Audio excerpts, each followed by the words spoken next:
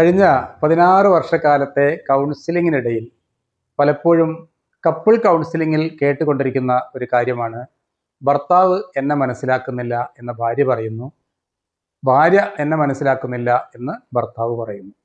പലപ്പോഴും ഭാര്യയുടെ ആഗ്രഹത്തിനനുസരിച്ച് ഭർത്താവ് പ്രവർത്തിക്കുന്നില്ല, ഭർത്താവിൻ്റെ ആഗ്രഹത്തിനനുസരിച്ച് ഭാര്യ പ്രവർത്തിക്കുന്നില്ല.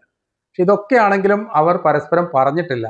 എന്തൊക്കെയാണ് ഭാര്യയിൽ നിന്ന് ആഗ്രഹിക്കുന്നതെന്ന് ഭർത്താവും എന്തൊക്കെയാണ് ഭർത്താവിൽ നിന്ന് ആഗ്രഹിക്കുന്നത് ഭാര്യയും പറഞ്ഞിട്ടില്ല.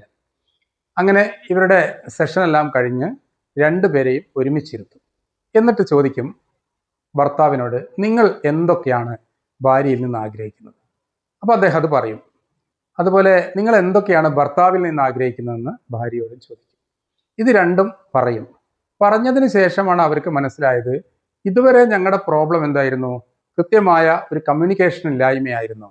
ഞാൻ എൻ്റെ ഭർത്താവിനോട് ഇന്ന രീതിയൊക്കെയാണ് ഞാൻ ആഗ്രഹിക്കുന്നതെന്ന് പറഞ്ഞില്ലല്ലോ എന്ന് ഭാര്യയും ഭർത്താവും അതേ രീതിയിൽ ചിന്തിക്കുകയും ഈ സെഷൻ അങ്ങ് കഴിയുന്നതോട് കൂടിയിട്ട് ഇവർ രണ്ടുപേരും വളരെ ഹാപ്പി ആയിട്ട് ഇണ കുരുവികളെ പോലെ ഒരുമിച്ച് പോകുന്നതും കാണാം.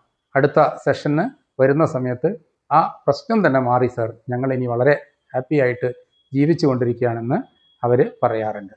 ഇവിടെ മെയിൻ പ്രോബ്ലം എന്താണ്? ഓരോരുത്തരെയും ആഗ്രഹങ്ങളും അയാളുടെ ലക്ഷ്യങ്ങളും മറ്റ് പങ്കാളിയോട് പറയുക എന്നത് വളരെ പ്രധാനപ്പെട്ടതാണ്.